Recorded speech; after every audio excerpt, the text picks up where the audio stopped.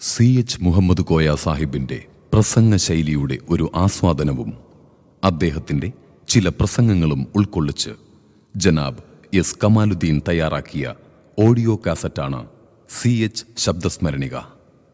ഇതിന്റെ പ്രകാശന കർമ്മം 2001 ഫെബ്രുവരി 9 ആദരണീയനായ പാണക്കാട് സയ്യിദ് മുഹമ്മദ് അലി ശിഹാബ് തങ്ങൾ നിർവഹിക്കുകയുണ്ടായി. CH ശബ്ദസ്മരണിക എന്ന കാസറ്റിന്റെ തനിപ്പകർപ്പാണ് ഈ CD.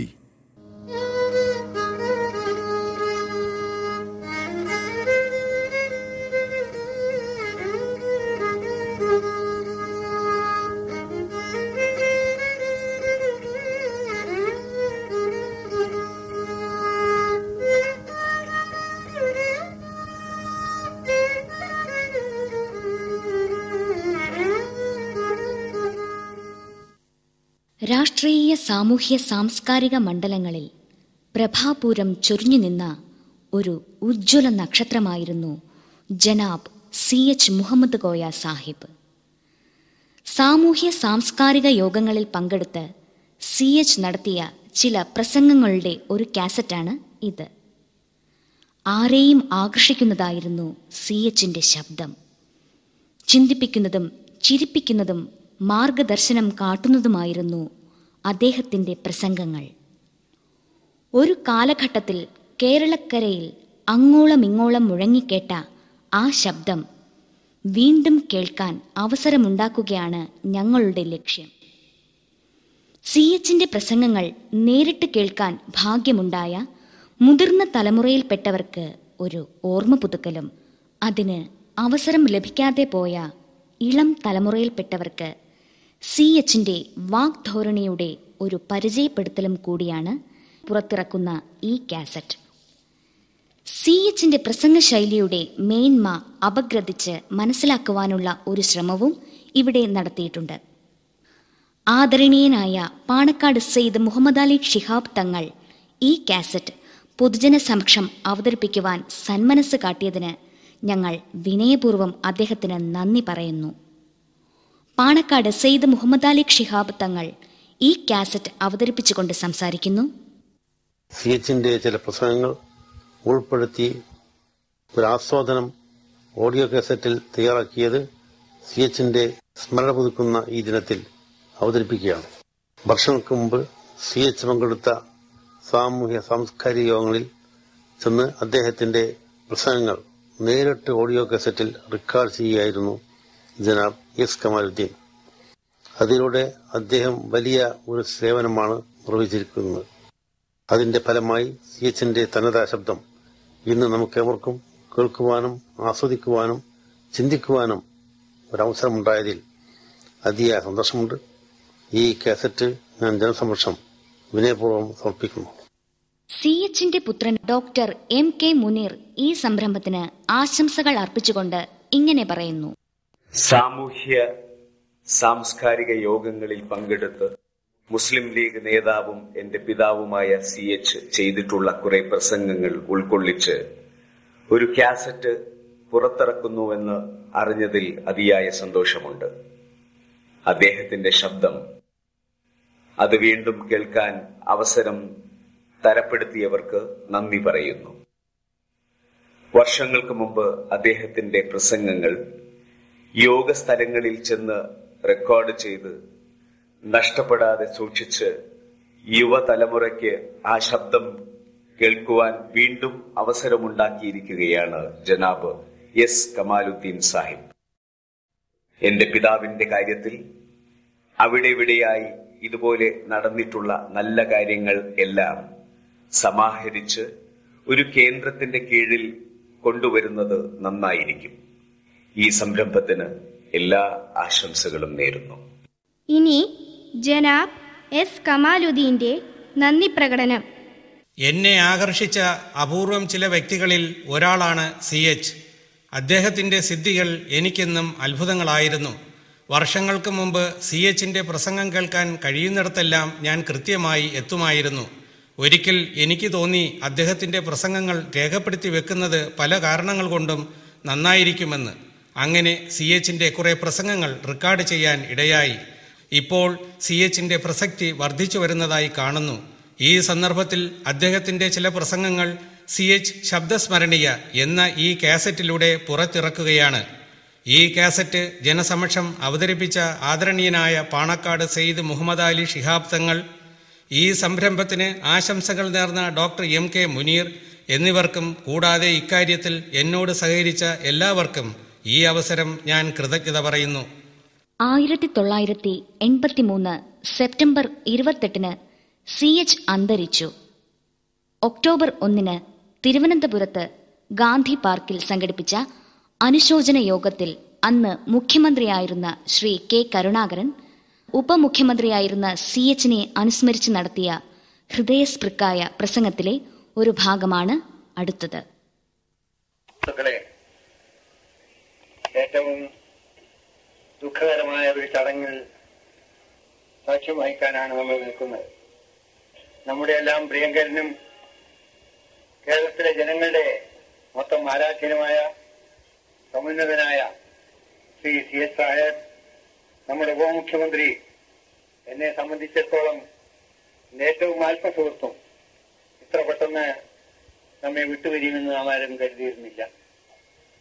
CHനെ കുറിച്ച് വിലയിരുത്താൻ ആർക്കും സാധ്യമാവുകയില്ല. CHനെ മനസ്സിലാക്കുന്നവർക്ക് മാത്രമേ ആരായിരുന്നു അദ്ദേഹം എന്ന് മനസ്സിലാക്കാൻ കഴിയും. ഇവിടെ നമ്മൾ ഈ പ്രമേയത്തിൽ സൂചിപ്പിച്ച പോലെ പോലുമല്ല അദ്ദേഹം എല്ലാവരുടെയും നേതാവായിരുന്നു.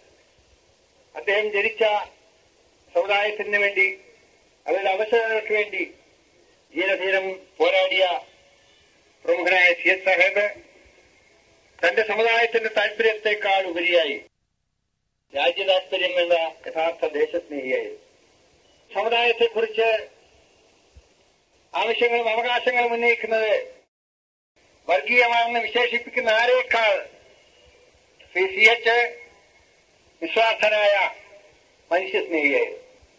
വളരെ കാലം അടുത്ത് പ്രവർത്തിക്കാൻ സാധിച്ച ഒരു സുഹൃത്ത് എന്ന നിലയിൽ, സഹപ്രവർത്തകൻ എന്നുള്ള നിലയിൽ CHന്റെ പ്രത്യേകതകൾ മനസ്സിലാക്കിയത് കൊണ്ടാണ് ഏത് രാഷ്ട്രീയ പാർട്ടിയിൽപ്പെട്ടവരായാലും ശരി, ഏത് മതത്തിൽ വിശ്വസിക്കുന്നവരായാലും ശരി, ഏത് ജാതിയിൽ പിറന്നവരായാലും ശരി, അവരെല്ലാം CHനെ കാണുന്നത് ഏറ്റവും പ്രിയങ്കരനായ സ്വന്തമായ ഒരാളെന്ന പോലെയാണ്.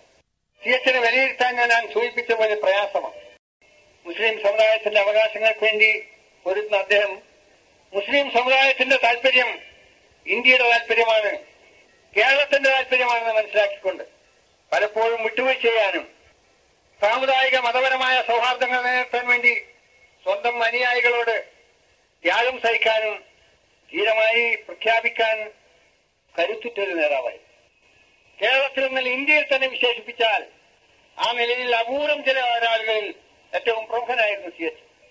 അദ്ദേഹം അനുയായികൾ നിർദ്ദേശിക്കുന്നതനുസരിച്ച് പ്രവർത്തിക്കുന്ന നേതാവായിരുന്നില്ല.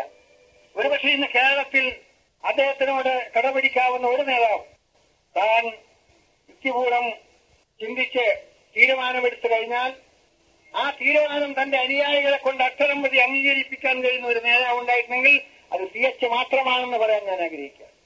പലരും സന്ദർഭം വരുമ്പോൾ പാടാറുണ്ട്, പലരും ഭീരുക്കളെ പോലെ ഒളിച്ചോടാറുണ്ട്. CH ഒരു കാര്യം തീരുമാനിച്ചാൽ തനിക്ക് ശരിയാണെന്ന് തോന്നിയാൽ മാത്രമേ തീരുമാനിക്കൂ അദ്ദേഹം. ഇന്നോളം അദ്ദേഹത്തിന്റെ ഒരു തീരുമാനവും തെറ്റിയിട്ടുമില്ല.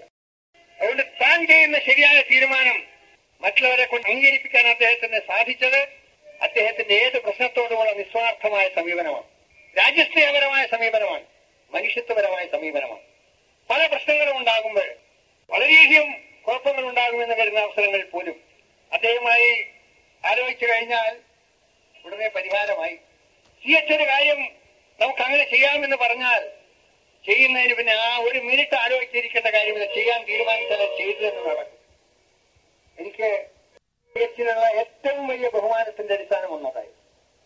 ഭരണാധികാരി എന്നുള്ള നിലയിലാണെങ്കിൽ, രാഷ്ട്രീയ പ്രവർത്തകൻ എന്നുള്ള നിലയിലാണെങ്കിൽ, അവശത അനുഭവിക്കുന്ന സമുദായങ്ങളുടെ അവകാശങ്ങൾക്ക് വേണ്ടി പോരുന്ന ഒരു സേനാനി എന്നുള്ള നിലയിലാണെങ്കിലും, ഒരു പത്രപ്രവർത്തകൻ എന്നുള്ള നിലയിലാണെങ്കിലും, ഒരു സാഹിത്യകാരൻ, ഏതെല്ലാം നിലയിൽ CHനെ എടുത്തു അവിടെയെല്ലാം കാണാൻ സാധിക്കുന്ന ഒരു സവിശേഷതയായിരുന്നു അദ്ദേഹം. വ്യക്തിപരമായി പറഞ്ഞാൽ എന്നെ സംബന്ധിച്ചിടത്തോളം സാധാരണ ഒരു നഷ്ടമാണെന്ന് വിശേഷിപ്പിക്കുന്ന ഔപചാരികമായ നഷ്ടമല്ല, അക്ഷരാർത്ഥത്തിൽ നികത്താൻ സാധിക്കാത്ത നഷ്ടമാണ്. ഏത് തീരുമാനമെടുക്കുമ്പോഴും കരുത്തുറ്റ ഒരു വലങ്കൈയായി അദ്ദേഹത്തെ എപ്പോഴും കാണാൻ കഴിഞ്ഞു. എവിടെയെങ്കിലും ഒരു പാളിച്ച പറ്റിയാൽ പോലും ആ പാളിച്ചയിൽ നിന്ന് പിടിച്ചു നിൽക്കാനുള്ള കരുത്ത് അദ്ദേഹം തരുമായി. അതുപോലെ ഇനി എന്റെ സഹപ്രവർത്തകന്മാരെല്ലാം ഇരിക്കുന്നത് അവരെ എത്തിക്കൊണ്ടാണ് പറയുന്നത്, അതുപോലെ ഇനി ഒരാളെ കിട്ടുമെന്ന് ഞാൻ വിശ്വസിക്കുന്നില്ല. അത്രത്തോളം ആത്മാർത്ഥയോടും സത്യസന്ധമായും രാജ്യസ്നേഹപരമായും പ്രവർത്തിക്കുക. ഞാൻ ഇന്ന് മറ്റു കാര്യങ്ങളിലൊന്നും കടക്കുന്നില്ല. അദ്ദേഹം കോഴിക്കോട് അവസാനമായി ചെയ്ത പ്രസംഗം ഏത് മനുഷ്യസ്നേഹയും ചിന്തിപ്പിക്കുന്നതാണ്. ഈ രാജ്യത്തിന്റെ ജനാധിപത്യം അകടപ്പെടുമ്പോൾ ജനാധിപത്യം വീണ്ടെടുക്കാൻ എന്നും മുസ്ലിം ലീഗ് ജനാധിപത്യ ശക്തിയോടൊപ്പം ഉണ്ടാകുമെന്നുള്ള ആ പ്രഖ്യാപനം ജനാധിപത്യത്തിന്റെ അടിത്തറ ഉറപ്പിക്കുന്നതിനുള്ള മഹത്തായ സംഭാവന ചെയ്ത, കേരളത്തിന്റെ എല്ലാ രാഷ്ട്രീയ മാറ്റങ്ങളിലും കാലാകാലങ്ങളിലും ജനാധിപത്യത്തെ ഊട്ടിയുറപ്പിക്കാൻ വേണ്ടി സംഭാവന ചെയ്ത, നേതൃത്വം കൊടുത്ത ഒരു കരുത്തനായ നേതാവിന്റെ പ്രഖ്യാപനമായിരുന്നു. ജഗദീശ്വരനോട് ഒരു പ്രാർത്ഥനയാണുള്ളത്. നമ്മുടെ പ്രാർത്ഥന ഇല്ലെങ്കിൽ പോലും അദ്ദേഹം ജീവിതകാലത്ത് ചെയ്തു വെച്ച കർമ്മം കൊണ്ട് തന്നെ അദ്ദേഹത്തിന്റെ ആത്മാവിന് നിത്യശാന്തി ഉണ്ടാകും. നമ്മുടെ പ്രിയങ്കരനായ CHന്റെ ആത്മാവിന് ജഗദീശ്വരൻ നിത്യശാന്തി നൽകട്ടെ എന്ന് മാത്രം പ്രാർത്ഥിച്ചുകൊണ്ട് ഞാൻ എന്റെ വാക്കുകൾ അവസാനിക്കുന്നു. CHന്റെ പ്രസംഗശൈലിയെക്കുറിച്ച് മനസ്സിലാക്കാൻ ശ്രമിക്കുമ്പോൾ മനസ്സിലാക്കാനും വേണ്ടി വളരെയേറെ കാര്യങ്ങൾ ഉണ്ടെന്ന് ബോധ്യമാകും. പ്രസംഗാരംഭത്തിൽ അദ്ദേഹം വേദിയിലിരിക്കുന്നവരെയും സദസ്യരെയും അഭിസംബോധന ചെയ്യുന്നത് തന്നെ ഏവരുടെയും ശ്രദ്ധ പിടിച്ചു പറ്റുന്നതാണ്. ഒരു പ്രസംഗത്തിൽ CHന്റെ സംബോധന ഇപ്രകാരമായിരുന്നു: കേരളത്തിന്റെ പ്രിയങ്കരനും പ്രഗത്ഭനുമായ മുഖ്യമന്ത്രി അവർകളെ, കേരള ജനങ്ങളുടെ കണ്ണിലുണ്ണിയായ ഗവർണർ ശ്രീ രാമേന്ദ്രൻ അവർകളെ, കേരളത്തിൽ പ്രവർത്തനം നടത്തുന്ന ഒരു വ്യവസായ സ്ഥാപനമായ കെൽട്രോണിന്റെ ഭാരവാഹികളെ, സഹോദരികളെ, സഹോദരന്മാരെ. പ്രസംഗത്തിന്റെ തുടക്കം പോലെ തന്നെ സമാപനവും ശ്രദ്ധേയമാണ്. തിരുവനന്തപുരത്ത് CH ചെയ്ത ഒരു പ്രസംഗം അവസാനിപ്പിച്ചത് ഇങ്ങനെയായിരുന്നു: ടൈപ്പിസ്റ്റുമാരുടെയും ചുരുക്കെഴുത്തുകാരുടെയും ഈ സംഘടനയ്ക്ക് ഞാൻ എല്ലാ വിജയങ്ങളും ആശംസിക്കുകയും അളവറ്റ ആനന്ദത്തോടും പ്രതീക്ഷയോടും പ്രത്യാശയോടും പ്രാർത്ഥനയോടും കൂടി ഈ സുന്ദരമായ സായാഹ്നത്തിൽ ഈ ഹാളിൽ തിങ്ങിക്കൂടിയ ടൈപ്പിസ്റ്റുകളുടെയും സ്റ്റെനോഗ്രാഫർമാരുടെയും ഈ സമ്മേളനം ഞാൻ ഔപചാരികമായി ഉദ്ഘാടനം ചെയ്തുകൊള്ളുന്നു. ജയ് ഹിന്ദ്. CHന്റെ പ്രസംഗങ്ങളുടെ ആദ്യവും അവസാനവും മാത്രമല്ല, പ്രസംഗത്തിലെ ഓരോ വാചകവും അർത്ഥവത്തും അലങ്കാരപൂർണവുമാണ്. സന്ദർഭോചിതമായ കഥകളും ഉദ്ധരണികളും കവിതാഭാഗങ്ങളും പഴഞ്ചൊല്ലുകളും ഫലിതങ്ങളും കൊണ്ട് സദസ്യരെ ഇളക്കിമറിക്കുന്ന ഒന്നായിരുന്നു അദ്ദേഹത്തിന്റെ പ്രസംഗകല. ചില വേദികളിൽ പ്രസംഗമധ്യേ അദ്ദേഹം പറഞ്ഞ ഗുണപാഠം ഉൾക്കൊള്ളുന്ന ചെറുകഥകൾ കേൾക്കുക. ഈ രാജ്യത്തെ ഗവൺമെന്റ് നിങ്ങൾക്ക് ചെയ്ത വാഗ്ദാനങ്ങളൊന്നും നടപ്പിലാക്കിയിട്ടില്ല എന്ന് നിങ്ങളുടെ പരാതിയുടെ അടിസ്ഥാനത്തിൽ പുതിയ വാഗ്ദാനങ്ങളൊന്നും ഇവിടെ ചെയ്യാൻ ഞാൻ ഉദ്ദേശിക്കുന്നില്ല എന്നുകൂടി പറഞ്ഞുകൊള്ളട്ടെ. ചെയ്ത വാഗ്ദാനങ്ങളെല്ലാം നടപ്പിലാക്കിയിട്ട് മതി പുതിയ വാഗ്ദാനങ്ങൾ ചെയ്യുക എന്ന് എനിക്ക് തോന്നുന്നു. പണ്ട് ഒരു ആചാര്യയുടെ മഴു കളവുപോയി. അപ്പൊ ആചാര്യ പറഞ്ഞു, ഈ മഴ കിട്ടിയാൽ ഞാൻ അമ്പലത്തിലേക്ക് ഒരു പൊന്നിന്റെ മഴ കൊടുത്തുകൊള്ളാം. അപ്പൊ ആചാര്യ പറഞ്ഞു, ആ പൊന്നിന്റെ മഴുവിന്റെ പണം കൊണ്ട് 10-100 ഇരുമ്പിന്റെ മഴ വാങ്ങിക്കൂടെ നമുക്ക്? നീ ഉണ്ടായിരിക്കടി, ഇതെല്ലാം കൊടുക്കാൻ വേണ്ടിയാണോ? പോയ വഴിയും കിട്ടിട്ട് കൊടുക്കണമെന്നുള്ള കാര്യം പിന്നീട് ഞാൻ തീരുമാനിച്ചു കൊള്ളാം. ഇതാണ് സർക്കാർ തലത്തിലുള്ള വാഗ്ദാനങ്ങളുടെ ഗതി. പല മൂലമാളുകളും ഈ ഗവൺമെന്റ് വരുത്തി വെച്ചിട്ടുണ്ട്. അതൊക്കെ എങ്ങനെ കൊടുത്തു തീർക്കുമെന്ന് എനിക്കിപ്പോഴും അറിയുകയില്ല. ഞങ്ങളുടെ നാട്ടിൽ ഒരു മൊല്ലാക്ക ഒരു തെങ്ങിന് വേലി കെട്ടി. മൊല്ലാക്ക തെങ്ങിന്റെ അടുത്തിരുന്നുകൊണ്ടാണ് വേലി കെട്ടിയത്. വേലി കെട്ടി തീരുമ്പോൾ മൊല്ലാക്ക വേലിയുടെ ഉള്ളിലായിപ്പോയി. ആ മൊല്ലാക്ക വേലി കെട്ടുന്ന പോലെയുള്ള പല പണികളും നമ്മുടെ ഗവൺമെന്റ് ചെയ്തിട്ടുണ്ട്. അതിൽപ്പെട്ടതാണ് നിങ്ങൾക്ക് നൽകിയ വാഗ്ദാനങ്ങളും. ഒരിക്കൽ ഒരു നമ്പൂതിരിയുടെ ഇല്ലത്തിന് തീപിടിച്ചു. ഒരു ഭാര്യ കിണറ്റിൽ വിടും, കുട്ടി മരിച്ചുപോയി. അപ്പൊ നമ്പൂരി പറഞ്ഞു, രാമ ചെല്ലപ്പെട്ടി കൊണ്ടാ ഞാനൊന്ന് മുറുക്കട്ടെ എന്ന് പറഞ്ഞു. ആ അവസ്ഥയിലാണ് ഞാനിപ്പോൾ നിൽക്കുന്നത്. ഗവൺമെന്റ് സ്വതവേ സാമ്പത്തിക വിഷമതകൾക്ക് കിടന്ന് നരയിക്കുകയാണ്. നാനാഭാഗങ്ങളിലും പണിമുടക്കിന്റെ ഭീഷണികൾ ഉയർന്നുകൊണ്ടിരിക്കുന്നു. എല്ലാ സംഘടനകളും ദീപസ്തംഭം മഹാശേഖരം നമുക്കും കിട്ടണം പണം എന്ന് പറഞ്ഞുകൊണ്ടിരിക്കുന്ന ഒരു കാലഘട്ടമാണിത്. അങ്ങനെയുള്ള ഒരു കാലഘട്ടത്തിൽ ആരെങ്കിലും ചെല്ലപ്പെട്ടി കൊണ്ടുവന്നെങ്കിൽ അതൊന്ന് എടുക്കാൻ ഉള്ള സമയം എനിക്കായിരിക്കുന്നു എന്നാണ് എനിക്ക് തോന്നുന്നത്. CH പറഞ്ഞ ഒരു കൊച്ചു കഥ കൂടി കേൾക്കുക. ഒരു ബ്രാഹ്മണൻ സദ്യക്ക് പോയി. എല്ലാ സാധനങ്ങളും ഒരുപാട് കഴിച്ചത് കൊണ്ട് അയാൾക്ക് വയറ്റുവേദന വന്നു. അയാൾക്ക് ശ്വാസം മുട്ടും വന്നപ്പോൾ ഡോക്ടർ വന്ന് പറഞ്ഞു, കീൽ വിരലിട്ട് ഒന്ന് ഛർദ്ദിച്ചാൽ മതി, എന്നാ മാറിപ്പോകുന്നു. അപ്പൊ അയാൾ പറഞ്ഞു, വിരലിടാൻ സാധിച്ചിരുന്നെങ്കിൽ ഒരു പഴം കൂടി ഞാൻ അവിടെ തിന്നുമായിരുന്നു എന്നാണ്. അതുപോലെ കുറച്ച് പണം തരണമെന്ന് ശ്രീ നമ്പ്യാർ പറയുമ്പോൾ പണം തരാൻ സാധിക്കുമെങ്കിൽ ഒരു റോഡും ഒരു പാലവും ഉണ്ടാക്കുമായിരുന്നു എന്നാണ് എനിക്ക് അദ്ദേഹത്തോട് പറയാനുള്ളത്. CHന്റെ പ്രസംഗം കേട്ട് മടങ്ങുമ്പോൾ അദ്ദേഹത്തിന്റെ പ്രസംഗത്തിലെ ചില വാചകങ്ങൾ നമ്മുടെ മനസ്സിൽ മുഴങ്ങുന്നുണ്ടാകും. മനുഷ്യ മനസ്സിൽ അത്തരത്തിൽ ആഴ്ന്നിറങ്ങിയിട്ടുള്ള CHന്റെ ചില പ്രയോഗങ്ങളിതാ. ഏതൊരു മഹാലക്ഷ്യത്തിനു വേണ്ടി മഹാത്മാഗാന്ധി ബിർളാ മന്ദിരത്തിന്റെ മുൻമുറ്റത്ത് ഗോഡ്സെയുടെ വെടിയുണ്ടകളേറ്റ് മരിച്ചു വീണു. ആ സമുദായ മൈത്രി സ്ഥാപിക്കുവാൻ ജാക്കോ അത്യധികം ശ്രമിച്ചു. ഇന്ന് അദ്ദേഹത്തിന്റെ സാന്നിധ്യം ആവശ്യമായ സന്ദർഭത്തിൽ അദ്ദേഹത്തിന്റെ സ്മരണ മാത്രമേ നമ്മുടെ കൂടെയുള്ളൂ. നിസ്കാര തഴമ്പുകളും ചന്ദനക്കുറികളും ബന്ധികകളും ഒന്നിച്ച് ഘോഷയാത്ര നടത്തുന്ന ഈ കേരളത്തിൽ ജാക്കോ എന്ന് സ്മരിക്കപ്പെടും എന്നതിന് യാതൊരു സംശയവുമില്ല. പ്രസംഗമധ്യേ CH തൊടുത്തുവിടുന്ന ഫലിത ശരങ്ങൾ തനി നർമ്മരസം കലർന്നതും കൊള്ളേണ്ടിടത്ത് കൊള്ളുന്നതുമാണ്. ഒരു പ്രസംഗത്തിൽ തന്നെ അത്തരം എത്രയോ സന്ദർഭങ്ങളുണ്ടാകും. അതെല്ലാം കേട്ട് കുലുങ്ങി കുലുങ്ങി ചിരിക്കാത്തവരായി ആരും തന്നെ സദസ്യരുടെ കൂട്ടത്തിലുണ്ടായിരിക്കുകയില്ല. CHന്റെ പ്രസംഗങ്ങളിൽ നിന്നും ഫലിതരസം നിറഞ്ഞു തുളുമ്പുന്ന ചില ഭാഗങ്ങൾ ശ്രദ്ധിക്കുക. തിരുവനന്തപുരത്ത് സെക്രട്ടേറിയറ്റിന് അടുത്ത് നിന്നാൽ ലോകമഹായുദ്ധത്തെ കുറിച്ചുള്ള സംസാരം കേൾക്കുകയില്ല. 40, 120, 80, 220 എന്ന വർത്തമാൻ മാത്രമേ അവിടെ കേൾക്കുകയുള്ളൂ. ലോകമഹായുദ്ധം പ്രഖ്യാപിച്ചിരിക്കുന്നു, ആറ്റം ബോംബ് എറിയാൻ പോകുന്നു എന്ന് പറഞ്ഞാൽ അതിനെപ്പറ്റി തിരുവനന്തപുരം സെക്രട്ടേറിയറ്റിന്റെ അകത്തോ പുറത്തോ ഉള്ള ആളുകൾക്ക് യാതൊരു പരിഗണനയുമില്ല. എന്തോ ഒരു പ്രൊമോഷൻ തസ്തിക വേണ്ടെന്ന് വെച്ചിരിക്കുന്നു എന്ന് കേട്ടാൽ ലോകമഹായുദ്ധം ഉണ്ടാവുന്നതിനേക്കാളും വലിയ ആവേശത്തോടു കൂടിയാണ് അവരത് ശ്രദ്ധിക്കുക. ഈ രാജ്യത്തെ ജനങ്ങൾക്ക് ആവശ്യം റോഡും പാലവും വികസനവുമാണ്. ഉദ്യോഗസ്ഥന്മാർക്ക് ആവശ്യം പ്രൊമോഷനും ശമ്പള വർധനവുമാണ്. ഇങ്ങനെ രാജ്യത്ത് നികുതിയായി കിട്ടുന്ന പണം മുക്കാലേ മുണ്ടാടിയും ഉദ്യോഗസ്ഥന്മാർക്ക് കൊടുക്കുന്ന ഒരു ഏർപ്പാട് ഇവിടെ മാത്രമേ ഉള്ളൂ എന്നാണ് എനിക്ക് തോന്നുന്നത്. 13 കൊല്ലം സൂര്യൻ ഉദിക്കുകയും അസ്തമിക്കുകയും ചെയ്താൽ ഒരു ടെസ്റ്റ് പോലും പാസ്സാവാതെ പ്രൊമോഷൻ കൊടുക്കുന്ന സമ്പ്രദായം നമ്മുടെ നാട്ടിൽ മാത്രമേ ഉള്ളൂ. ഈ നാട്ടിലെ പാവപ്പെട്ട ജനങ്ങൾക്ക് വേണ്ടി ശബ്ദിക്കുവാൻ ഒരു സംഘടന ഉയർന്നു വരേണ്ടത് വളരെ അത്യാവശ്യമായി തീർന്നിരിക്കുകയാണ്. പെൻഷൻ അപേക്ഷ അയച്ചാൽ മരിക്കുന്നതിന് മുമ്പെങ്കിലും അത് കിട്ടണമെന്ന് ജീവിക്കുന്ന ഉദ്യോഗസ്ഥന്മാർ ശ്രദ്ധിക്കണം. അവരെ കൊണ്ട് ശ്രദ്ധിപ്പിക്കുവാനുള്ള യാതൊരു സംഘടനയും ഇന്ന് ഈ നാട്ടിലില്ല. അവർക്കാർക്കും ധർണ നടത്തുവാനോ ഘെരാവോ ചെയ്യുവാനോ സാധ്യമല്ല എന്നാണ് നിങ്ങൾ വിചാരിക്കുന്നത്. ആ അന്ധവിശ്വാസം നിങ്ങൾ രക്ഷിക്കട്ടെ എന്ന് മാത്രമേ ഞാൻ ഇപ്പോൾ പറയുന്നുള്ളൂ. നിങ്ങൾ ക്ലാർക്കുമാരോട് ഒന്നിച്ച് സർവീസിൽ ചേർന്നു, അവരോടൊപ്പം നിങ്ങളും പെൻഷൻ പറ്റുന്നു. ഈ പെൻഷൻ പറ്റില്ല കൂടി ഇല്ലായിരുന്നെങ്കിൽ ഉദ്യോഗസ്ഥന്മാരുടെ സ്ഥിതി എന്താണെന്ന് ആലോചിക്കേണ്ടതായിട്ടാണിരിക്കുന്നത്. കുതിരക്ക് കൊമ്പ് കൊടുക്കാത്തതുപോലെ നിങ്ങൾക്ക് പെൻഷൻ കൊടുത്തിരിക്കുന്നു എന്നുള്ളതാണ് വാസ്തവം. ഒരു ദിവസം പെൻഷൻ പറ്റി നിങ്ങളെല്ലാം പിരിയുമല്ലോ എന്നുള്ളതാണ് ഈ നാട്ടിലെ നിങ്ങളുടെ ദ്രോഹം കൊണ്ട് ബുദ്ധിമുട്ടുന്ന ആളുകളുടെ സമാധാനം.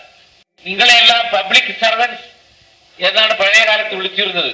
ഇപ്പോൾ നിങ്ങളെ പബ്ലിക് മാസ്റ്റേഴ്സ് എന്നാണ് വിളിക്കേണ്ടത്. പൊതുജനങ്ങളുടെ യജമാനന്മാരാണ് നിങ്ങൾ. അങ്ങനെയാണ് നിങ്ങളുടെ എങ്കിലും ഭാവം. പൊതുജനങ്ങൾ അത് വകവെച്ച് തരുമോ എന്ന് എനിക്ക് അറിഞ്ഞുകൂടാ.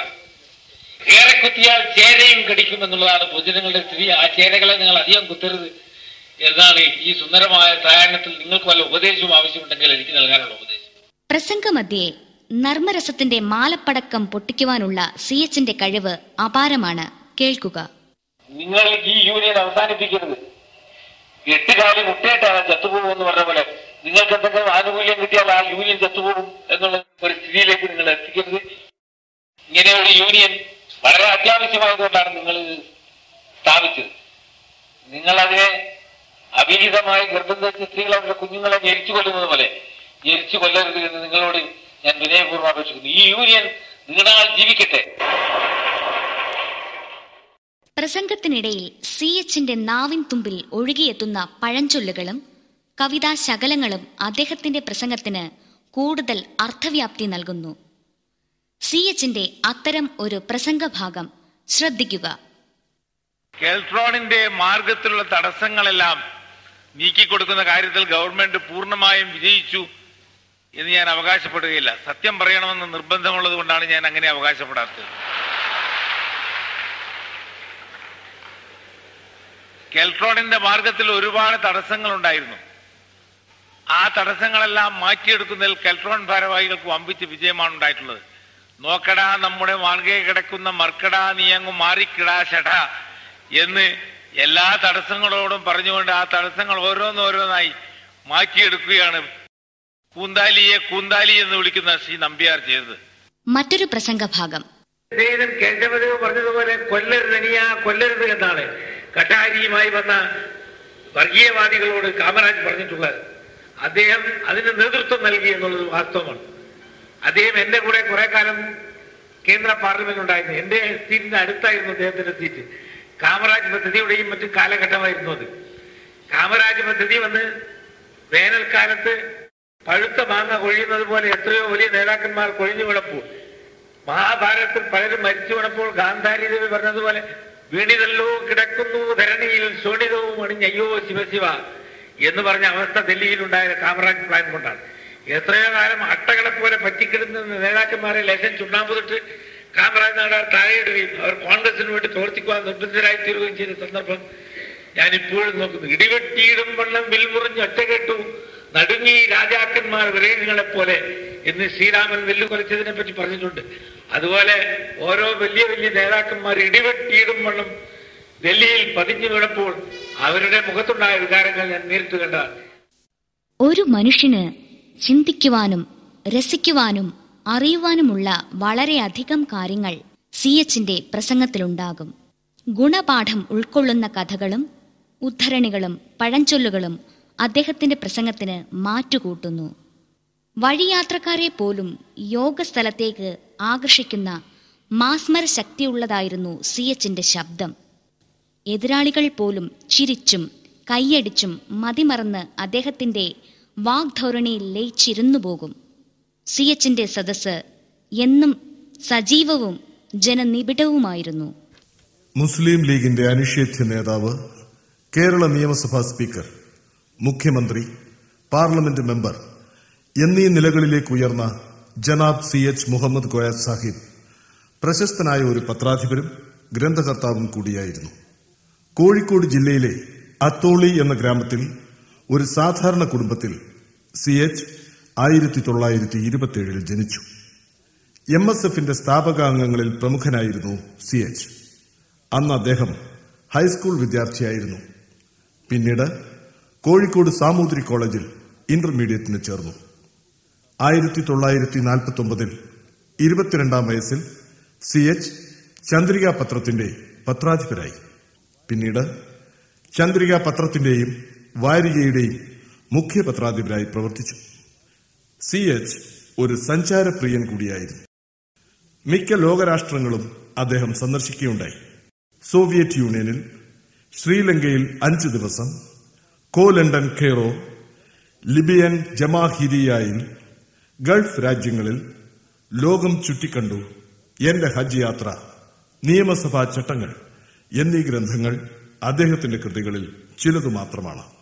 CH 1983 സെപ്റ്റംബർ 28-ാം തീയതി ഹൈദരാബാദ് നൈസാം ആശുപത്രിയിൽ വെച്ച് ദിവംഗതനായി. ചില മഹത് വ്യക്തികൾ അവർ ജീവിതത്തിൽ പിന്നിട്ട മാർഗം ഒരിക്കലും വിസ്മരിക്കാറില്ല. ആ ഭൂതകാലത്തേക്ക് അവർ തിരിഞ്ഞു നോക്കുന്നത് സംതൃപ്തിയോടും താൽപര്യത്തോടും കൂടിയായിരിക്കും. CHന്റെ കാര്യത്തിലും ഇത് തികച്ചും ശരിയായിരുന്നു. CH തന്റെ ആദ്യകാല രാഷ്ട്രീയ പ്രവർത്തനങ്ങൾ ഒരിക്കലും വിസ്മരിച്ചിരുന്നില്ല. അതേക്കുറിച്ച് അദ്ദേഹം പല വേദികളിലും സന്ദർഭോചിതമായി തുറന്നു പറയുകയും ചെയ്തിരുന്നു. CH ആദ്യമായി 1957 നിയമസഭാംഗമായി തെരഞ്ഞെടുക്കപ്പെട്ടു. അക്കാലത്തെ രാഷ്ട്രീയ അന്തരീക്ഷവും അനുഭവങ്ങളും വർഷങ്ങൾക്ക് ശേഷം 1983 ഓഗസ്റ്റ് മാസം നടന്ന ഒരു യോഗത്തിൽ പങ്കെടുത്ത് പ്രസംഗമധ്യേ അദ്ദേഹം വിവരിക്കുകയുണ്ടായി. ആ പ്രസംഗഭാഗം കേൾക്കുക. ഞാൻ 1957 കേരള നിയമസഭയിലേക്ക് കടന്നു വന്നപ്പോൾ അന്നത്തെ പ്രതിപക്ഷ നേതാവായിരുന്നു ശ്രീ ചാക്കോ. ഞങ്ങൾ വ്യത്യസ്ത കക്ഷിക്കാരായിരുന്നുവെങ്കിലും നിയമസഭയിൽ ഞങ്ങൾ ഒരു പ്രതിപക്ഷ നേതാവിന്റെ കീഴിൽ ഒരു കക്ഷിയായിട്ടാണ് പ്രവർത്തിച്ചത്. അന്ന് കമ്മ്യൂണിസ്റ്റ് പാർട്ടിയുടെ ഭരണം നടക്കുന്ന കാലമായിരുന്നു. അവരെ തുറന്നു കാട്ടുവാനും അവരുടെ ആവൽക്കരമായ നിയമങ്ങളെ പരാജയപ്പെടുത്തുവാനും പുറത്ത് പ്രക്ഷോഭം സംഘടിപ്പിക്കുവാനും അവരുടെ പ്രവർത്തനങ്ങൾ കേരളത്തിലെ ജനങ്ങൾ ഉള്ള കാലത്തോളം ഭരിക്കാതിരിക്കാൻ സാധിക്കുകയില്ല. ബംഗാളിലെ പോലെ അന്ന് കമ്മ്യൂണിസ്റ്റ് ഭരണം ഇവിടെ അരക്കിട്ട് ഉറപ്പിച്ചിരുന്നുവെങ്കിൽ ഇന്നതിനെ പുറന്തള്ളുവാൻ നമ്മൾ വളരെയധികം ബുദ്ധിമുട്ടേണ്ടി വരുമായിരുന്നു. ഞങ്ങൾ വ്യത്യസ്ത പാർട്ടിക്കാരായിരുന്നുവെങ്കിലും ശ്രീ ചാക്കോയും ശ്രീ പട്ടംതാണപിള്ളിയും വിനീതനായ ഞാനും നിയമസഭയിൽ ആരംഭിച്ച യോജിപ്പാണ് പിന്നീട് പട്ടം ചാക്കോ മന്നം ശങ്കർ ബാബക്കിത്തങ്ങൾ സിന്ദാബാദ് എന്ന മുദ്രാവാക്യത്തിൽ അവസാനിപ്പിച്ച കേരളത്തിലെ വിമോചന സമരം. ആ വിമോചന സമരമാണ് മാർക്സിസ്റ്റ് കമ്മ്യൂണിസ്റ്റ് പാർട്ടിയുടെ ഭരണം പിഴുതെറിഞ്ഞത്. എനിക്കിപ്പോഴും നല്ല ഓർമ്മയുണ്ട് സർവകലാശാല നിയമത്തെ പറ്റി അദ്ദേഹം ചെയ്ത പ്രസംഗം. ആ നിയമം ഉടനെ പാസാക്കി അക്കൊല്ലത്തെ കൺവെൻഷനിൽ പ്രോ ചാൻസലറായി ഉടുപ്പിട്ട് നിൽക്കാൻ ആഗ്രഹിച്ചിരുന്ന മുണ്ടശ്ശേരിയെ അദ്ദേഹം പരാജയപ്പെടുത്തി. അദ്ദേഹം 3 ദിവസം തുടർച്ചയായിട്ടാണ് നിയമസഭയിൽ പ്രസംഗിച്ചത്. അത് ഒരു സർവകലാശാല എങ്ങനെയായിരിക്കണം എന്നതിനെ സംബന്ധിച്ചുള്ള ഒരു ആധികാരിക ഗ്രന്ഥമെന്ന നിലയിൽ ആ പ്രസംഗം ഇന്നും നിയമസഭാ റെക്കോർഡുകളിൽ ശോഭിക്കുന്നുണ്ട്. നിയമനിർമ്മാണത്തിലും ആഭ്യന്തരകാര്യമന്ത്രി എന്ന നിലയിലും ഭൂപരിഷ്കരണ നിയമം പരിഷ്കരിക്കുന്നതിലും അദ്ദേഹം വഹിച്ച പങ്ക് കേരളം ഉള്ള കാലത്തോളം സഹിക്കപ്പെടും. പിന്നീട് ഞാൻ കുറച്ചുകാലം ഇവിടെ ആഭ്യന്തരകാര്യമന്ത്രിയായി ജോലി ചെയ്തപ്പോൾ മിസ്റ്റർ ചാക്കോവിന്റെ ഒരു ദുർബലമായ അനുകരണം നടത്താനാണ് ഞാൻ ശ്രമിച്ചത്. അതിൽ വിജയിക്കുകയും എനിക്ക് സൽപ്പേരുണ്ടാവുകയും ചെയ്തു എന്ന് ഞാൻ ഇപ്പോഴും ഓർമ്മിക്കുന്നുണ്ട്. കമ്മ്യൂണിസ്റ്റ് പാർട്ടി ബാലറ്റ് പെട്ടിയിലൂടെ അധികാരത്തിൽ വന്ന ലോകത്തെ ആദ്യത്തെ രാജ്യം കേരളമാണ്. ബാലറ്റ് പെട്ടിയിലൂടെ അവർ ഇറങ്ങിപ്പോയ രാജ്യവും കേരളം തന്നെയാണ്. അന്ന് മുസ്ലിം ലീഗും കോൺഗ്രസും യോജിക്കുന്നതിന് വടക്കേ ഇന്ത്യയിലെ കാലാവസ്ഥ മാത്രം അറിയാവുന്ന അവിടുത്തെ നേതാക്കന്മാർ സന്നദ്ധരല്ലായിരുന്നു.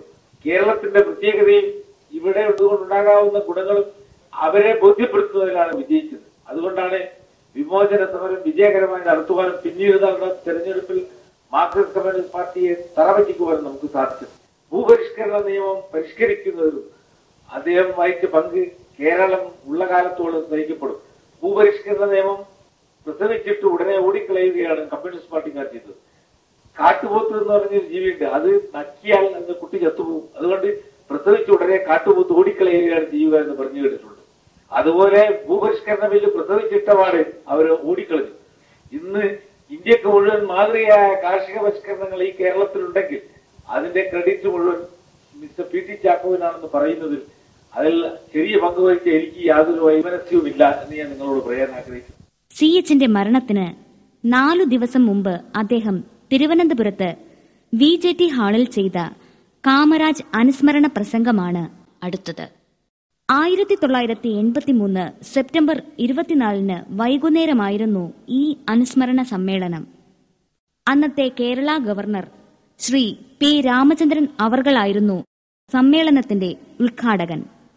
തിരുവനന്തപുരത്ത് CH പങ്കെടുത്ത അവസാനത്തെ പൊതുപരിപാടി ഇതാണെന്ന് കരുതുന്നു. ഈ പൊതുസമ്മേളനത്തിൽ പങ്കെടുത്ത് CH ചെയ്ത കാമരാജ് അനുസ്മരണ പ്രസംഗം നമുക്ക് ഇപ്പോൾ കേൾക്കാം. എളിയ ജീവിതവും വലിയ ചിന്തയുമായിരുന്നു കാമരാജിന്.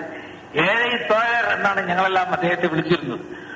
പാവപ്പെട്ടവനായി വായിൽ ഒരു വെള്ളിക്കരണ്ടിയില്ലാതെ ജനിച്ച് ഒരു സാധാരണ വീട്ടിൽ ജനിച്ച് സാധാരണക്കാർക്ക് വേണ്ടി ജീവിച്ച് ഈ രാജ്യത്തിന്റെ ചരിത്രത്തിൽ മായാത്ത കാൽപ്പാടുകൾ പതിച്ച് അസ്തമിച്ചുപോയ കാമരാജ് നാടാറുടെ സ്മരണ അദ്ദേഹത്തിന്റെ ആദർശങ്ങളെ കുറിച്ച് ചിന്തിക്കുന്നതിനാണ് നമുക്ക് പ്രേരണ നൽകേണ്ടത്.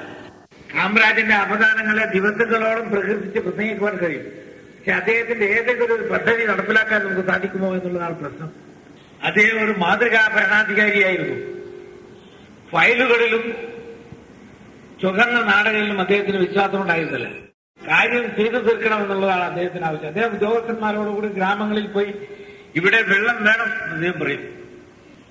അതിന് ഇന്ന ബുദ്ധിമുട്ടുകളുണ്ട് എന്ന് ഉദ്യോഗസ്ഥന്മാർ പറയുമ്പോൾ അതിലൊന്നും എനിക്ക് താല്പര്യമില്ല, ഇവിടുത്തെ ഏഴ് മക്കൾക്ക് തണ്ണി കൊടുക്ക വേണം എന്നാണ് അദ്ദേഹം പറയുക.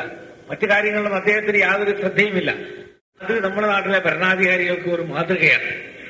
ഏതൊരു മഹാലക്ഷ്യത്തിന് വേണ്ടി മഹാത്മാഗാന്ധി ബിർള മന്ദിരത്തിന്റെ പൊൻമുറ്റത്ത് ഗോഡ്സെയുടെ വെടിയുണ്ടകളേറ്റ് മരിച്ചുവിടുവോ, ആ ഹിന്ദു മുസ്ലിം മൈത്രി പഴയ മദ്രാസ് സംസ്ഥാനത്തിൽ നിലനിർത്തുവാൻ വേണ്ടി കാമരാജ് നാടാർ രാവും പകലുമില്ലാതെ പരിശ്രമിച്ചു. കാര്യമായ സമുദായ ലഹളകളൊന്നും മദ്രാസ് സംസ്ഥാനത്തിൽ അന്നും ഉണ്ടായിരുന്നില്ല, ഇന്നും ഉണ്ടായിട്ടില്ല. അതിന് കാരണം കാമരാജ് നാടാർ അവർകളാണ്. പിന്നീട് അദ്ദേഹം ഒരു വഴിത്തിരിവിന് കാരണഭൂതനായി. അദ്ദേഹം പാവപ്പെട്ടവർ താമസിക്കുന്ന കുടിലുകളിലും സ്ഥലങ്ങളിലും വികസനം കൊണ്ടുവരുവാൻ കാര്യമായി പരിശ്രമിച്ചിട്ടുണ്ട്. അവികസിതമായ പ്രദേശങ്ങളിൽ കാമരാജ് വന്നാൽ അവിടെ വികസനം ഉണ്ടാകുമെന്നുള്ളതിന് യാതൊരു സംശയവുമില്ല. കുടിനീരില്ലാത്ത ഒരൊറ്റ ഗ്രാമം പോലും മദ്രാസ് സംസ്ഥാനത്തിൽ ഉണ്ടായിരുന്നില്ല എന്നുള്ളത് വാസ്തവമാണ്. അന്നും ഇന്നും എന്നും അവഗണിക്കപ്പെട്ടിരുന്ന മലബാർ കാമരാജിന്റെ ഭരണകാലത്താണ് അല്പം വികസനത്തിന്റെ വെളിച്ചം കണ്ടത് എന്ന് ഞാൻ നന്ദിയോടുകൂടി ഓർക്കുന്നു. കാമരാജ് മരിച്ചുപോയി അദ്ദേഹത്തിന്റെ ആദർശങ്ങൾ ജീവിച്ചിരിക്കും എന്നുള്ളതിന് യാതൊരു സംശയവുമില്ല. പണ്ഡിറ്റ് നെഹ്റുവിനെ പറ്റി പറയാറുണ്ട്, അദ്ദേഹം ഒരു ആൽവൃക്ഷമായിരുന്നു, അതിന്റെ ചോട്ടിൽ വേറെ വൃക്ഷങ്ങളൊന്നും വളരുകയില്ല. അത് കാമരാജിനെ സംബന്ധിച്ച് വാസ്തവമായിരുന്നില്ല. അദ്ദേഹം ഒരു വലിയ ആൽവൃക്ഷമായിരുന്നു, അതിന്റെ ചോട്ടിൽ വേറെ വൃക്ഷങ്ങൾ വളരുമെന്നുള്ളതിന് നമ്മുടെ ഗവർണർ തന്നെയാണ് കാര്യമായ സാക്ഷി. കാമരാജിന്റെ സന്ദേശമാണ് അദ്ദേഹം ഇതുവരെ നിങ്ങളോട് പറഞ്ഞത്. അത് ആവർത്തന വിരസത ഈ സമ്മേളനത്തിൽ ഉണ്ടാക്കാനുള്ള ധൈര്യം എനിക്കില്ല. തമിഴ് ജനങ്ങൾക്ക് സിലോണിലും മറ്റും വളരെ കഷ്ടപ്പാടുള്ള ഒരു കാലഘട്ടമാണിത്. ആ കഷ്ടപ്പാടുകൾക്ക് പരിഹാരം ഉണ്ടാക്കാൻ കാമരാജ് ഇല്ലല്ലോ എന്ന് നമ്മൾ വിലപിച്ചു പോകും. രാജഗോപാലാചാരി പോയതിനു ശേഷം അദ്ദേഹം തന്നെ മുഖ്യമന്ത്രി പദം ഏറ്റെടുക്കുകയും കുടിയാട്ടത്ത് ഒരു ഇലക്ഷൻ നിൽക്കുകയും ചെയ്തു. അന്ന് ഞാനും എന്റെ പാർട്ടിയും അദ്ദേഹത്തെ ആ ഇലക്ഷനിൽ ജയിപ്പിക്കാൻ വേണ്ടി വളരെ അധ്വാനം ചെയ്തിരുന്നു. എന്റെ നേതാക്കന്മാർ കുടിയാട്ടത്ത് തന്നെ താമസിച്ച് വളരെയധികം പ്രവർത്തിച്ചിരുന്നു. കുടിയാട്ടം ഇലക്ഷന്റെ ചാർജ് വഹിച്ചിരുന്ന ശ്രീ രാമചന്ദ്രൻ നല്ലതുപോലെ അറിയാം. എന്നിട്ട് രാജഗോപാലാചാരി പോയാൽ ഭരണം നടക്കുകയില്ല എന്ന് വിചാരിച്ചിരുന്ന ആളുകളെയെല്ലാം അത്ഭുതപ്പെടുത്തിക്കൊണ്ട് ഭരണം കൂടുതൽ കാര്യക്ഷമമായി കാമരാജന്റെ നേതൃത്വത്തിൽ നടന്നു എന്നുള്ളതാണ് വാസ്തവം. അദ്ദേഹത്തിന്റെ ആഴ്ച ഒരു മാതൃകാ ആഴ്ചയായിരുന്നു. അദ്ദേഹം ഏഴകൾക്ക് വേണ്ടി ജീവിച്ചു, ഏഴകൾക്ക് വേണ്ടി മരിച്ചു. അദ്ദേഹത്തിന് ഇംഗ്ലീഷ് അറിയാമായിരുന്നു എന്നാണ് ശ്രീ രാമചന്ദ്രൻ പറഞ്ഞത്. അത് വാസ്തവമാണ്. അദ്ദേഹം ഇംഗ്ലീഷ് പറയാറില്ല. നമ്മുടെ നാട്ടിലെ ചില നേതാക്കന്മാർ ഇംഗ്ലീഷ് പറയാൻ തുടങ്ങിയപ്പോഴാണ് ഇംഗ്ലീഷുകാർ ഇന്ത്യ വിടാൻ തീരുമാനിച്ചത് എന്നാണ് എന്റെ അഭിപ്രായം. ചില പരിമിതികൾ ഉണ്ടായിരുന്നുകൊണ്ട് അദ്ദേഹം സാധാരണ ഇംഗ്ലീഷ് പറയാറില്ലായിരുന്നു. അദ്ദേഹത്തിന് ഇംഗ്ലീഷ് മനസ്സിലാകുമായിരുന്നു എന്നുള്ളത് എനിക്കും നല്ലതുപോലെ അനുഭവമാണ്. അദ്ദേഹവും അദ്ദേഹത്തിന്റെ ആദർശങ്ങളും ഇന്നും കേരളത്തിലെ ജനങ്ങളുടെ ഹൃദയത്തിൽ താമസിക്കുന്നു. തെക്കൻ തിരുവിതാംകൂർ പിരിഞ്ഞു പോയാലും ജനങ്ങളുടെ ഹൃദയത്തിൽ നിന്ന് കാമരാജിനെ കുടിയിറക്കാൻ സാധ്യമല്ല. അതാണ് ഈ യോഗത്തിൽ ഇത്രയധികം ആളുകൾ വന്നതിൽ നാം മനസ്സിലാക്കുന്നത്. കാമരാജിന്റെ ആദർശങ്ങൾ മുറുകെ പിടിക്കുക. അദ്ദേഹം ഒരു സ്വാതന്ത്ര്യഭടനായിരുന്നു. സ്വാതന്ത്ര്യത്തിന് വേണ്ടി ജീവിച്ച് സ്വാതന്ത്ര്യത്തിന് വേണ്ടി പോരാടി സ്വാതന്ത്ര്യം നേടിയതിനു ശേഷം ആ സ്വാതന്ത്ര്യം ജനങ്ങൾക്ക് പകർന്നു കൊടുത്ത ജനകീയ നേതാവായിരുന്നു കാമരാജ്. ജനങ്ങൾക്ക് വേണ്ടി ജനങ്ങളുടെ ഇടയിൽ ജീവിച്ച് ജനങ്ങൾക്ക് വേണ്ടി പോരാടിയ ജനങ്ങളുടെ കാമരാജിനെ ജനങ്ങൾ ഒരിക്കലും മറക്കുകയില്ല എന്നതാണ് നമ്മുടെ ആശ്വാസം. കാമരാജിനെ പറ്റി പ്രസംഗിച്ചതുകൊണ്ടായില്ല, അദ്ദേഹത്തിന്റെ ആദർശങ്ങളിൽ ഒരു പണത്തൂക്കമെങ്കിലും ഈ രാജ്യത്ത് നടപ്പാക്കാൻ കാമരാജിനെ കുറിച്ച് അഭിമാനം കൊള്ളുന്ന ഈ രാജ്യത്ത് ജനങ്ങൾക്ക് സാധിക്കണം. എന്നാലേ പ്രയോജനം ഉണ്ടാവുകയുള്ളൂ എന്നാണ് എന്റെ അഭിപ്രായം. ഇത്രയും പറഞ്ഞുകൊണ്ട് കാമരാജിന്റെ പാവന സ്മരണയ്ക്ക് മുമ്പിൽ ആദരാഞ്ജലികൾ അർപ്പിച്ചുകൊണ്ട് ഈ പുസ്തകം ഞാൻ നിർത്തുന്നു. ജയ് ഹിന്ദ്. വർഷങ്ങൾക്ക് മുമ്പ് തിരുവനന്തപുരത്ത് കേരള യൂണിവേഴ്സിറ്റി സെനറ്റ് ഹാളിൽ നടന്ന ഒരു സമ്മേളനത്തിൽ പങ്കെടുത്ത് CH ചെയ്ത പ്രസംഗമാണ് അടുത്തത്. അന്ന് കേരള ഗവർണർ ആയിരുന്ന ശ്രീ P. രാമചന്ദ്രൻ അവർകളും കേരള മുഖ്യമന്ത്രിയായിരുന്ന ശ്രീ K. കരുണാകരൻ അവർകളും ഈ സമ്മേളനത്തിൽ പങ്കെടുത്തിരുന്നു. ഈ സമ്മേളനത്തിൽ CH നടത്തിയ പ്രസംഗം നമുക്ക് കേൾക്കാം.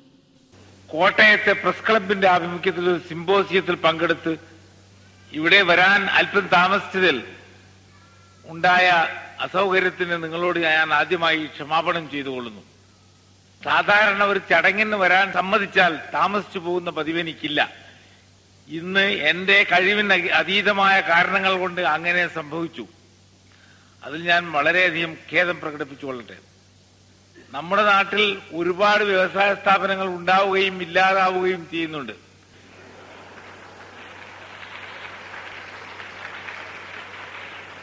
ആ കൂട്ടത്തിൽ വളരെ ആരോഗ്യമുള്ള ഒരു വ്യവസായ സ്ഥാപനമാണ് കെൽട്രോൺ.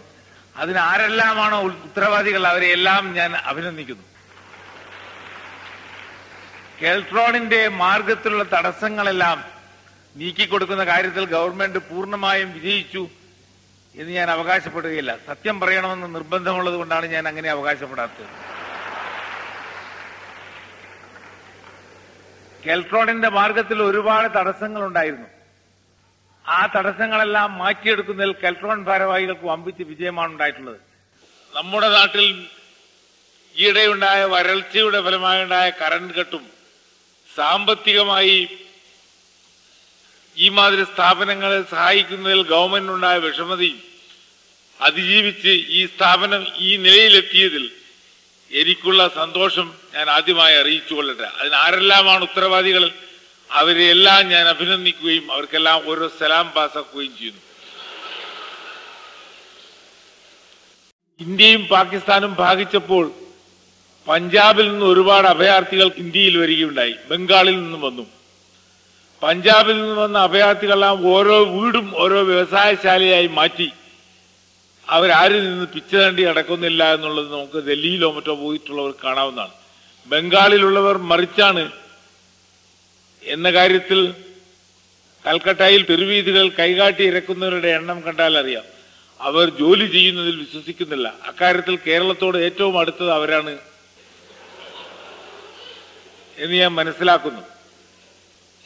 ജോലി ചെയ്യുക അല്ലെങ്കിൽ നശിക്കുക എന്നൊരു മുദ്രാവാക്യമാണ് കേരളത്തിലെ ജനങ്ങൾക്ക് ഇപ്പോൾ നൽകുവാനുള്ളത്. നമ്മുടെ നാട് വ്യവസായവൽക്കരിച്ചാൽ മാത്രമേ ഈ രാജ്യത്തിന് മോചനമുള്ളൂ എന്ന് ഞാൻ വിശ്വസിക്കുന്നു. ഇൻഡസ്ട്രിയലൈസ് ഓർ പെരിഷ് എന്നുള്ളതാണ് കേരളത്തിന്റെ ഇന്നത്തെ മുദ്രാവാക്യം. നമ്മുടെ വ്യവസായങ്ങളെ സംബന്ധിച്ചിടത്തോളം അവ നന്നാക്കാൻ നമ്മൾ എത്ര ശ്രമിച്ചിട്ടും സാധിക്കുന്നില്ല. എന്നെ തല്ലരുതമാവ, ഞാൻ നന്നാവുകയില്ല എന്ന് ആ വ്യവസായങ്ങൾ പറയുന്നത് പോലെ എനിക്ക് തോന്നുന്നു. കേരളത്തിന്റെ മണ്ണിൽ ഇതൊന്നും വളരുകയില്ല എന്ന് വിചാരിച്ച ആളുകളെ നിരാശപ്പെടുത്തിക്കൊണ്ടാണ് കെൽട്രോൺ മുന്നോട്ട് നീങ്ങിക്കൊണ്ടിരിക്കുന്നത്. കെൽട്രോണിന് എന്തെങ്കിലും മുദ്രാവാക്യം എനിക്ക് നൽകുവാനുണ്ടെങ്കിൽ മുന്നോട്ട് മുന്നോട്ട് മുന്നോട്ട് എന്ന് മാത്രമാണ്. ജപ്പാനിലോളം മുന്നോട്ട്. കെൽട്രോൺ ഈ ഭൂമിയിൽ പെറ്റുവീണ ദിവസം ജപ്പാൻകാരോട് പറയാൻ എനിക്ക് തോന്നി, തപാന്തകൻ ഭൂമി തലേ ജനിച്ചു എന്ന്. അങ്ങനെ അവരെ നശിപ്പിക്കണമെന്ന ആഗ്രഹം നമുക്കല്ല, അവർ നല്ലവരാണ്. പക്ഷേ നമ്മൾ ഉയർന്നതിന് ആർക്കും കണ്ണുകടി വേണ്ട, കണ്ണുകടി കൊണ്ട് പ്രയോജനം ഉണ്ടാവുകയില്ല. ഇത് കേരളമാണ്. കേരളക്കാർ ജോലി ചെയ്യാൻ സമർത്ഥന്മാരാണ്. കേരളത്തിനകത്തല്ല, പുറത്ത്. കേരളത്തിന് പുറത്ത് പല രാജ്യങ്ങളിലും ഞാൻ പോയിട്ടുണ്ട്. ഇന്ത്യയിൽ തന്നെ ഡൽഹിക്കടുത്ത ഫരീദാബാദ് മുതലായ സ്ഥലങ്ങളിൽ ഞാൻ പോയപ്പോൾ അവിടെ നമ്മുടെ നാട്ടുകാരായ ആളുകൾ നല്ലോണം ജോലി ചെയ്യുന്നത് ഞാൻ കണ്ടിട്ടുണ്ട്. ഇവർക്ക് ഇതും അറിയാം എന്ന് ഞാൻ അവിടെ നിന്ന് മനസ്സിലാക്കി. വേറെ പല രാജ്യങ്ങളിൽ ചെന്നപ്പോൾ മലയാളികളായ ആളുകൾ നന്നായി ജോലി ചെയ്യുന്നത് എനിക്ക് കാണുവാൻ കഴിഞ്ഞു. ലിബിയയിൽ നമ്മുടെ കൺസ്ട്രക്ഷൻ കോർപ്പറേഷൻ ഒരുപാട് വീടുകൾ കെട്ടിക്കൊടുത്തിട്ടുണ്ട്. ആ വീടുകൾ വളരെ മാതൃകാപരമായ വീടുകളാണെന്നാണ് ലിബിയൻ ഭരണാധികാരികളുടെ അഭിപ്രായം. ഇവിടെ കൺസ്ട്രക്ഷൻ കോർപ്പറേഷൻ വീടുകളും കെട്ടിടങ്ങളും കെട്ടാൻ ഏറ്റിട്ട് അത് കെട്ടാതാക്കുകയാണ് ചെയ്തിട്ടുള്ളത്. നമുക്ക് അതെല്ലാം കെട്ടാൻ അറിയാം. അത് ചെയ്യുന്നത് കേരളത്തിലാവരുത് എന്ന് മാത്രമേ ഉള്ളൂ. പുറത്തു പോയാൽ നല്ല ജോലിക്കാരാണ് നമ്മൾ. എല്ലുമുറിയെ ജോലി ചെയ്താൽ പല്ലുമുറിയെ തിന്നാം എന്നുള്ളതാണ് പഴമക്കാരായ ആളുകൾ പറഞ്ഞത്. പഴമക്കാരായ ആളുകൾ പറഞ്ഞതിൽ പലതും സത്യമുണ്ട്. ഇത് അതുപോലെയുള്ളൊരു സത്യമാണ്. നല്ലതിനെ എല്ലാം വിമർശിക്കുക എന്നുള്ളത് നമ്മുടെ നാട്ടിലെ ജനങ്ങളുടെ ഒരു സ്വഭാവമാണ്. ആരോപണം ഉന്നയിച്ച് സീതാദേവിയെ കാട്ടിലയച്ച നാടാണ് നമ്മുടെ നാട്. ഇവിടെ എന്തും നടക്കും. അതൊന്നും വിലവെക്കാതെ മുന്നോട്ട് പോകാൻ പഠിക്കുകയാണ് കെൽട്രോണിന്റെ ഭാരവാഹികൾ ചെയ്യേണ്ടത്. നമ്മുടെ രാജ്യത്ത് സിക്ക് ഇൻഡസ്ട്രീസ് ആണ് വളരെയധികം ഉള്ളത്. അവയെ മോചിപ്പിച്ചെടുക്കുവാനുള്ള ശ്രമങ്ങളിലാണ് നമ്മൾ കാര്യമായി നടത്തേണ്ടത്. നമ്മുടെ വ്യവസായങ്ങളിൽ പലതും സിക്കും അകാലിയുമാണ്, കാലില്ലാത്തതാണ്. അവയെല്ലാം പുനരുജ്ജീവിപ്പിക്കുന്നതിൽ ബുദ്ധിയുള്ള ആളുകളുടെ സഹായം ഉണ്ടാകുമെന്ന് ഞാൻ വിചാരിക്കുന്നു. 1983 ഓഗസ്റ്റ് 1 വൈകുന്നേരം തിരുവനന്തപുരത്തുള്ള ബാങ്ക് എംപ്ലോയീസ് ഹാളിൽ വച്ച് CH നടത്തിയ P.T. ചാക്കോ അനുസ്മരണ പ്രസംഗമാണ് അടുത്തത്. ജനാധിപത്യ കേരളത്തിന്റെ പ്രിയങ്കരനും പ്രഗത്ഭനുമായ മുഖ്യമന്ത്രി അവരുടെ അധ്യക്ഷൻ ശ്രീ ലൂക്കോസ് P.T. ചാക്കോ എന്ന വടവൃക്ഷത്തിന്റെ തണലിൽ വളർന്നുവന്ന് കേരള ജനങ്ങളുടെ പ്രിയങ്കരനായി തീർന്ന ശ്രീ K.M. മാണി അവരുടെ, ശ്രീ R. ബാലകൃഷ്ണപിള്ള, കേരള കോൺഗ്രസിന്റെ നേതാക്കന്മാരെ, സഹോദരികളെ, സഹോദരന്മാരെ, യശസ്വരീരനായ ശ്രീ P.T. ചാക്കോയെ പറ്റി വിശദമായ പ്രസംഗം ചെയ്യുവാനല്ല, അദ്ദേഹത്തിന്റെ സ്മരണക്ക് മുമ്പിൽ ഒരു തുള്ളി കണ്ണീരിട്ടിക്കുവാൻ വേണ്ടി മാത്രമാണ് ഞാനിവിടെ നിൽക്കുന്നത്. അദ്ദേഹത്തിന്റെ സാന്നിധ്യം ഏറ്റവും ആവശ്യമായ ഒരു സന്ദർഭത്തിലാണ് നാം ഈ അനുസ്മരണ യോഗം കൊടുക്കുന്നത്. ഹിന്ദു, മുസ്ലിം, ക്രിസ്ത്യൻ ഐക്യം കേരളത്തിൽ ഏറ്റവും അത്യാവശ്യമായ ഒരു സന്ദർഭമാണ്. സമുദായ മൈത്രി സ്ഥാപിക്കുവാൻ ചാക്കോ അത്യധികം ശ്രമിച്ചു. ഇന്ന് അദ്ദേഹത്തിന്റെ സാന്നിധ്യം ആവശ്യമായ സന്ദർഭത്തിൽ അദ്ദേഹത്തിന്റെ സ്മരണ മാത്രമേ നമ്മുടെ കൂടെയുള്ളൂ. നിസ്കാര തഴമ്പുകളും ചന്ദനക്കുറികളും ബന്ദികകളും ഒന്നിച്ച് ഘോഷയാത്ര നടത്തുന്ന ഈ കേരളത്തിൽ ചാക്കോ എന്ന് സ്മരിക്കപ്പെടും എന്നതിന് യാതൊരു സംശയവുമില്ല. അദ്ദേഹം ഏത് ജനവിഭാഗത്തിന്റെ കൂടെ പ്രവർത്തിച്ചുവോ ആ ജനവിഭാഗം എന്നും അദ്ദേഹത്തെ സ്മരിക്കും. അവിടെയുള്ള ഗർഭിണികളായ സ്ത്രീകളുടെ മുമ്പിൽ വെച്ച് P.T. ചാക്കോ എന്ന് ഒരാൾ വിളിച്ചാൽ ഗർഭത്തിലുള്ള കുഞ്ഞ് സിന്ദാബാദ് എന്ന് വിളിക്കത്തക്ക വിധം അദ്ദേഹം നമ്മുടെ ജനങ്ങളുടെ രക്തത്തിൽ അലിഞ്ഞു ചേർന്നിരിക്കുന്നു എന്നുള്ളത് ഒരു വാസ്തവമാണ്. ശ്രീ പി.ടി. ചാക്കോയെ കേരളം മറന്നു, അതിന്റെ ഫലം കേരളം അനുഭവിക്കുന്നുണ്ട് എന്ന് നമുക്ക് എല്ലാവർക്കും അറിയാം. അദ്ദേഹത്തോട് നമ്മുടെ നാട്ടുകാർ വളരെ നന്ദികേടാണ് കാണിച്ചത് എന്നാണ് എന്റെ അഭിപ്രായം. ഇപ്പോൾ അത് പറയുന്നതുകൊണ്ട് പ്രയോജനമില്ലെങ്കിലും അത് പറയുന്നത് കൊണ്ടുള്ള മനസ്സമാധാനം ഞാൻ അനുഭവിക്കുകയാണ്. പി.ടി. ചാക്കോയുടെ അപദാനങ്ങളെ പ്രകീർത്തിച്ചാൽ അദ്ദേഹത്തിന്റെ മാതൃക പിൻപറ്റി ജീവിക്കുകയാണ് നമ്മൾ വേണ്ടത്. സാധാരണ പ്രതിപക്ഷ നേതാവാണ് മുഖ്യമന്ത്രിയാകാറ്. മിസ്റ്റർ ചാക്കോയുടെ ത്യാഗമനസ്ഥിതി കൊണ്ട് അദ്ദേഹം മുഖ്യമന്ത്രിയായില്ല. വേറെ ഒരാൾക്ക് അദ്ദേഹം സന്തോഷപൂർവ്വം വഴിമാറി കൊടുക്കുകയാണ് ചെയ്തതെന്ന് നമുക്ക് എല്ലാവർക്കും അറിയാം. അദ്ദേഹത്തിന്റെ ത്യാഗം അദ്ദേഹത്തിന്റെ ദൗർബല്യമായി കണക്കാക്കിയവരെ അദ്ദേഹം പരാജയപ്പെടുത്തി.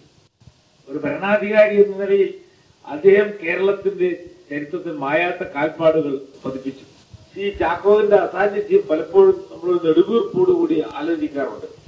ഇന്ന് ഇവിടെ വരാനും ഈ ചാക്കോയെ പറ്റി ഏതാനും വാക്കുകൾ പറയാനും എന്നെ ക്ഷണിച്ചത് ഈ യോഗ ഭാരവാഹികളോട് എനിക്ക് തീർത്താൽ തീരാത്ത കടപ്പാടുണ്ട്. ആ കടപ്പാട് വ്യക്തമാക്കിക്കൊണ്ട് പി.ടി. ചാക്കോയുടെ പാവന സ്മരണയ്ക്ക് മുമ്പിൽ ആദരാഞ്ജലികൾ അർപ്പിച്ചുകൊണ്ട് ഞാൻ എന്റെ പുസ്തകം മതിയാക്കുന്നു. ജയ് ഹിന്ദ്. വർഷങ്ങൾക്ക് മുമ്പ് ടൈപ്പിസ്റ്റ് സ്റ്റെനോഗ്രാഫേഴ്സ് അസോസിയേഷന്റെ ഒരു പൊതുസമ്മേളനം ഉദ്ഘാടനം ചെയ്തുകൊണ്ട് CH നടത്തിയ പ്രസംഗമാണ് അടുത്തത്.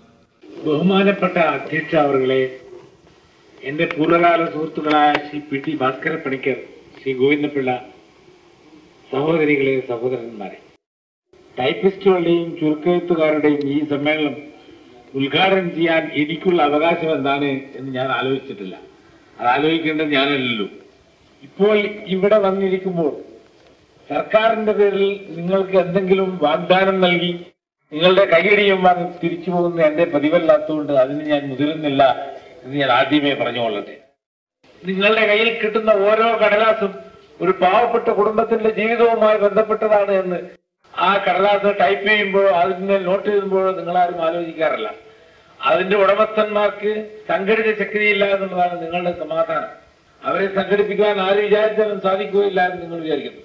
ഈ നാട്ടിലെ പാവപ്പെട്ട ജനങ്ങൾക്ക് വേണ്ടി ശബ്ദിക്കുവാൻ ഒരു സംഘടന ഉയർന്നു വരേണ്ടത് വളരെ അത്യാവശ്യമായി തീർന്നിരിക്കുകയാണ്.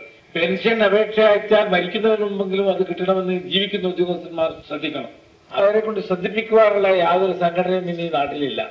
അവർക്കാർക്കും ധർണ നടത്തുവാനോ ഘെരാവോ ചെയ്യുവാനോ സാധ്യമല്ല എന്നാണ് നിങ്ങൾ വിചാരിക്കുന്നത്. ആ അന്ധവിശ്വാസം നിങ്ങളെ രക്ഷിക്കട്ടെ എന്ന് മാത്രമേ ഞാൻ ഇപ്പോൾ പറയുന്നുള്ളൂ. നിങ്ങൾക്ക് രാഷ്ട്രീയമില്ല എന്ന് സ്വാഗത പ്രസംഗനോട് പറയുകയുണ്ടായി. അതുകൊണ്ട് ഈ രാജ്യത്തിന്റെ യാതൊരു ബുദ്ധിമുട്ടുമില്ല എന്നാണ് എനിക്ക് പറയാനുള്ളത്. ഇവിടെ രാഷ്ട്രീയമുള്ള ആളുകൾ വളരെ അധികമുണ്ട്. ഇവിടെ രാഷ്ട്രീയം മാത്രമേ ഉള്ളൂ. രാഷ്ട്രീയത്തിന്റെ അതിപ്രസരം കൊണ്ട് കഷ്ടപ്പെടുന്ന ഈ രാജ്യത്ത് നിങ്ങൾക്ക് രാഷ്ട്രീയം ഇല്ലാതായതിൽ എനിക്ക് യാതൊരു ഖേദവുമില്ല. ഇനിയും ഇല്ലാതാവട്ടെ എന്നാണ് എന്റെ പ്രാർത്ഥന. ഈ ടൈപ്പിസ്റ്റ് സ്റ്റെനോഗ്രാഫർ ജാതിക്കാരുടെ കാര്യത്തിൽ സർവീസ് സംഘടനകളിലെ നേതൃമന്യന്മാർ തീരെ ശ്രദ്ധിക്കുന്നില്ല എന്ന് നിങ്ങളിവിടെ വിലപിക്കുകയുണ്ടായി. അതിനുള്ള മറുമരുന്നും നിങ്ങളുടെ കയ്യിലുണ്ട്. വേറെ സംഘടിക്കുക എന്നുള്ളതാണ്. നിങ്ങൾക്ക് വേണ്ടി അവർ ശബ്ദമുയർത്തുന്നില്ല. അതുകൊണ്ട് നിങ്ങൾ അടങ്ങിയിരിക്കുമെന്ന് എനിക്ക് അഭിപ്രായമില്ല. ഈ രാജ്യത്ത് ആരും അടങ്ങിയിരിക്കുകയില്ല.